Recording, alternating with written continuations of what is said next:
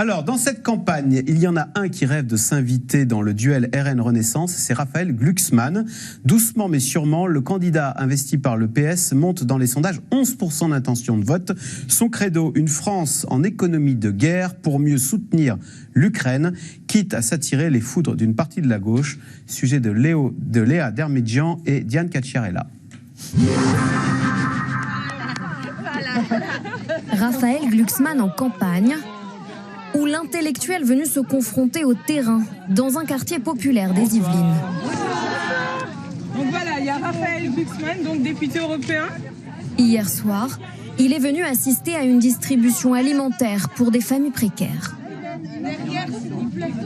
Et les produits, vous les achetez, vous les collectez Alors on a des collectes dans les ramasses des magasins. Et vous savez combien il y a de femmes qui bénéficient Sur l'année, on touche à peu près 600 personnes sur la commune des Mureaux. Tête de liste du PS et de Place Publique, Raphaël Glucksmann, candidat de quoi? Candidat pour qui? On ne fait pas de la politique pour les gens qui, a priori, vont bien. On fait de la politique parce qu'on a envie de changer les choses, parce qu'on a envie de créer une société qui soit solidaire, parce qu'on a envie qu'il y ait un tissu social qui soit actif, qui vit, parce qu'on a envie de sortir de la société de solitude et que l'Europe peut aider à ça. L'Europe, ces derniers temps, quand Raphaël Glucksmann en parle, il parle surtout de la guerre en Ukraine. Une position tranchée. Ce qu'on devrait faire, si on avait un leadership courageux qui comprend les enjeux, eh bien, on devrait aujourd'hui passer en mode économie de guerre sur la production. On devrait passer des contrats à long terme avec nos industriels, ce qui n'est toujours pas fait. Le vocabulaire de Raphaël Glucksmann, pas vraiment du goût de Jean-Luc Mélenchon. Nous ne pouvons pas accepter, et nous assumerons politiquement jusqu'au bout ça. Nous ne voulons pas du vocabulaire de guerre. Nous ne sommes pas d'accord pour parler d'une économie de guerre. Parce que si vous faites une économie de guerre, vous désignez à qui vous voulez faire la guerre. Nous travaillons à faire la paix. Et que personne ne vienne nous dire que c'est de l'angélisme de travailler à la paix. Ce qui est de l'angélisme, c'est de se figurer qu'on peut gagner une guerre contre les Russes. On dit, bon, Mélenchon, Glucksmann, deux visions de l'Europe. Le député européen sortant assume les divergences. On ne peut pas se satisfaire d'un pseudo-pacifisme qui est en fait une soumission au desiderata de celui qui déclenche la guerre. Je veux dire, celui qui est va en guerre, c'est Vladimir Poutine. Ne pas être capable de comprendre ça, eh bien, si vous voulez, c'est ne pas être capable de comprendre les dangers qui pèsent sur notre continent. Ça, c'est une pique pour Mélenchon. Mais c'est une pique pour tous ceux qui ne le comprennent pas.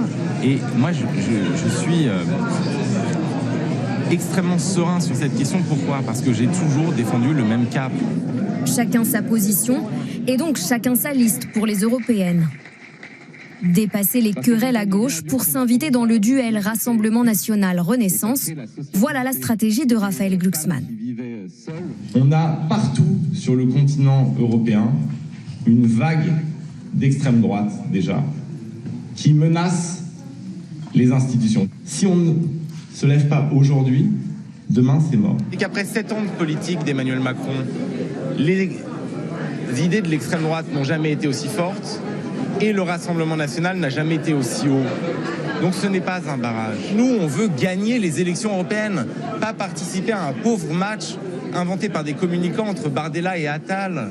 Dans ce match, la Macronie justement surveille de près le candidat Glucksmann et lui fait même des avances.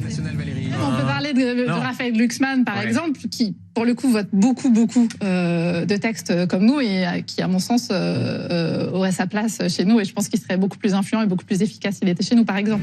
Bon baiser de Macronie. Raphaël Glucksmann repousse la proposition. Le candidat est aujourd'hui crédité d'environ 10% dans les sondages, derrière le Rassemblement national et derrière Renaissance, mais en tête des partis de gauche. Alors, question téléspectateur, c'est Olivier à Paris.